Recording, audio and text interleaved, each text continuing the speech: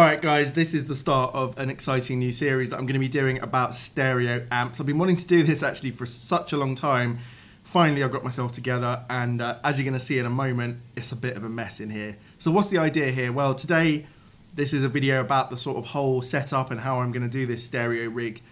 And then there's going to be a bunch of videos afterwards basically with different pairs of stereo amps. Now if you look on the community page of my channel, you'll find that I've done 3 polls. Those are still active, and in each one there's a set of stereo pairs, and you basically vote for which one you like the sound of the most.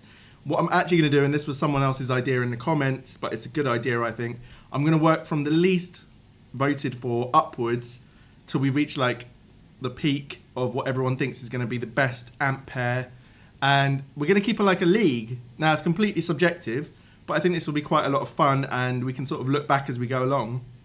Now, I'm going to show you the rig quickly. It's sort of fitting that it's a complete mess today. This is like the Mad Professor day. I spent some time this morning putting together the pedals that I want to use and the way I've set up the rig. So it's going to be a bit rough and ready here because that's just the way it actually is. I'm going to take you through exactly what we've got. Okay, so over here we have the actual pair of amps. We've got the Hook R20. And then we've got the little hand-wired Princeton. Now this was the least voted for pair, and having already just played around with it for a few minutes, if that's the least voted for pair, I can't wait to hear what the most voted for pair is going to sound like. I really hope I can capture the sound of this. It's awesome. And then you got to excuse the mess here. This is what we're playing with today. We've got my tuner, of course. Right, now we've got a compressor. It's also like a Rangemaster EQ. This is really good when I want both amps pretty clean and I want to add some sustain and compression. Might not use it very often, but I think it's a useful part of a rig. All the pedals I'm going to show you first are going into both amps, right? Then we've got my favourite Fuzz pedal. I'm going to show you what that sounds like in a minute. Then the huge sounding Tchula. I tend to use just the left side, the always on sort of side from Josh Smith. And then we've got a Klon, the Mjolnir, and this is for those more soaring leads, make the sound bigger, but I've actually got it set up more as a boost right now. We'll see what it sounds like. Okay, from there it goes into this bit, the humdinger. I'm not using my switcher today. What we're going to do as the videos go on and I get more and more sure that this is what I want to set up, it's going to go onto the big board with the switcher and we'll set it all up really properly. I think that'll be a fun part of this whole thing. So once it's done that, gone into the humdinger, then all those pedals are going into both amps, and basically I'm splitting the rest to the wet amp, which is the Princeton. The Hook has such a lovely sound by itself. I want that to be the non-wet side. Right, once we go into the wet, still got 2 overdrive pedals to beef up that Princeton when I want to. Got the blues power and then the Shanks, and then the wet bits. Well, we've got reverb in the amp, and I've kept some reverb on the dry amp. I'm not sure if that's the thing to do, but it sounds good. And then we've got this lovely, reasonably simple delay if you want it to be. It's actually got a lot of hidden features that I don't use, but keeps it simple for me. And then this is really transforming the sound. I've not used it on the channel before, I don't think. The Ventilator 2. Massive rotary sound, and I think this could become a key part of my rigs going forward. So I'll show you what that sounds like. Right, I'm going to set up a load of demos and I'll explain exactly what's going on and how much bigger being in stereo makes your sound.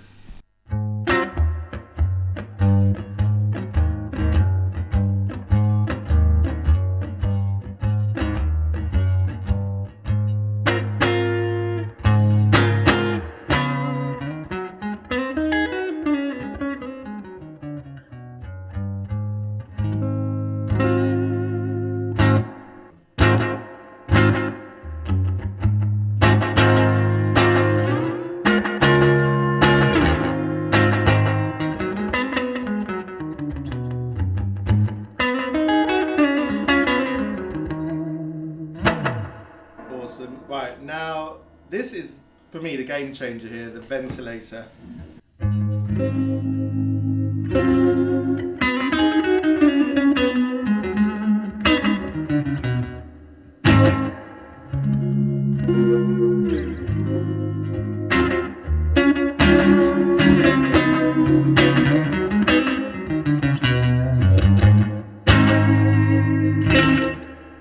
So, Rotary Sim, I mean, where has that been all this time? I've had this pedal for ages and never used it, really. I think I might have tried it out at the beginning. Wow. Yeah. I can see that becoming addictive and then wanting to use it all the time. And I think you'd want to use it at the right moments, but at the moment, it's going to be on a lot. The other thing to say is my SM57 mic that I've used on the Princeton is rattling a lot in this video, so I've had to, for the most part, when I get into using both amps, I'm having to turn the SM57 on the Princeton down a lot so it doesn't ruin the audio. I'm not sure what it is. Before the next video, hopefully I'll sort that out. I don't know if it's the capsule or if I've just set it up strangely, but yeah, sorry about that. Right, now the Blues Power is the first overdrive on the Princeton. Let's hear that.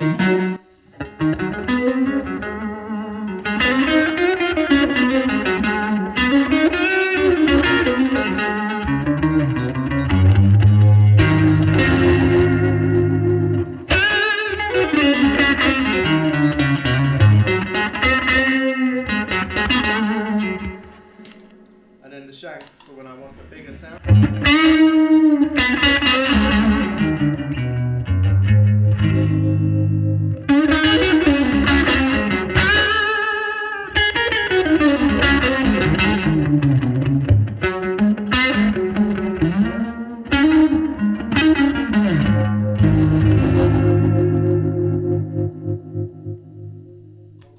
So I was pretty happy with the Princeton there. It sounded a little bit bright. Maybe I had the treble up too high or the bass too low.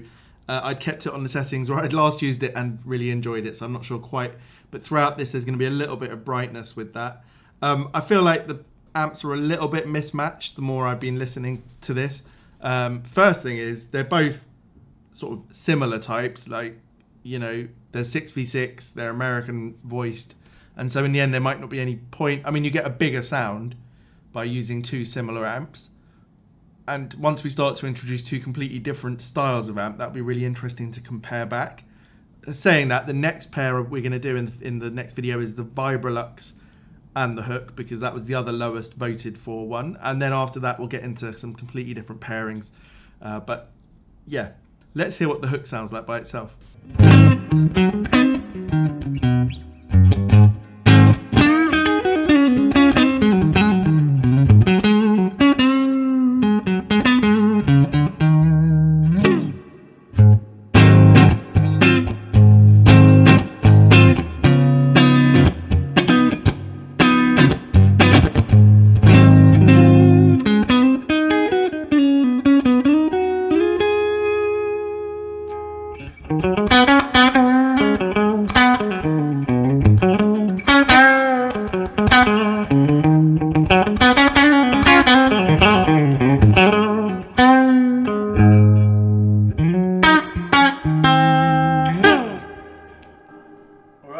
I think we should put them both on and hear what this is all about. The always-ons are going to be the Ventilator and the dual blue delay, so let's hear.